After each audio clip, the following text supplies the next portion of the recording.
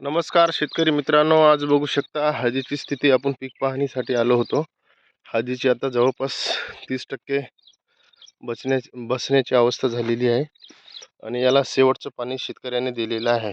तर साधारणतः कंद वगैरे तर एकदम सुस्थितीमध्ये आहे आणि काही कंद वगैरे वर येत असेल तर त्यांना भर टाकणे शेतकरी करत आहे. तर शेतकऱ्याने याच्यामध्ये गोबी वगैरे पण घेतलेली आहे. तर हळदीचा प्लॉट हा शेवटच्या स्टेजमध्ये आहे. जेणेकरून आता अशी काही हळद दिसत असेल तर त्याला माती आड करणं फारच गरजेचं आहे, जेणेकरून उत्पन्नात घट होणार नाही.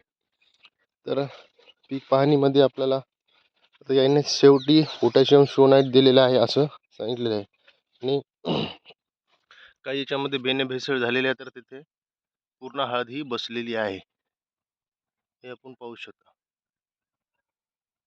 तर ही हळद पूर्ण बसलेली आहे, तर काही बसण्यास सुरुवात होत आहे. तर हळदीला हा पूर्ण बसल्याशिवाय आपण काढू नये, जेणेकरून आपल्या उत्पन्नात घट होणार नाही. आणि जास्तीत जास्त आता ही हळद या राहिलेल्या दिवसामध्ये मोठी होण्याचा प्रयत्न करत असते, जेणेकरून त्याचे खोम मोठे होत असतात. शेतकऱ्याने 0050 आणि पोटॅशियम सोनाईट हे पारिवारिक टप्प्याटप्प्याने दिलेले असं सांगितलं जात आहे. आणि हळदीविषयी ताजे अपडेट पाहण्यासाठी तुम्ही नक्कीच व्हिडिओला लाईक करा, शेअर करा आणि चॅनलला सबस्क्राईब केलं नसेल तर सबस्क्राईब करा. आज दिनांक 9 फेब्रुवारीची स्थिती बघता असं लक्षात येते, काही भागामध्ये हळद वाढलेली आहे तर काही भागामध्ये हळद कमी आहे.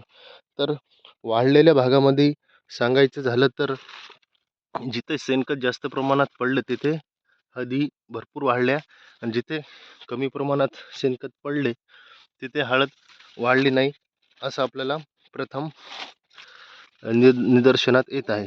या अनुषंगाने आपण हा व्हिडिओ बनवत आहे.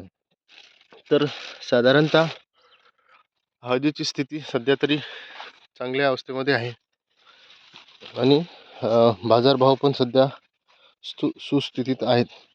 तर पाणी व्यवस्थापनामध्ये आता साधारणतः शेतकऱ्यांनी दाणपाणी व स्प्रिंकलर ठिबकच्या सहाय्याने पाणी देऊन पाणी बंद केल्याचं असं समजतं.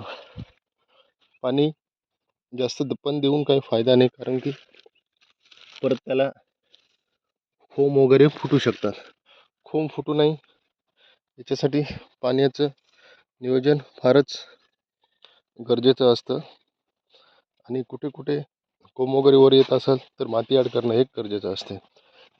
शेतकऱ्यांनी याच्यामध्ये आंतरपीक म्हणून घरगुती टमाटे वगैरे लावलेले दिसत आहे, काही मिरच्या वगैरे पण लावलेल्या दिसत आहे, हे करतच असतात.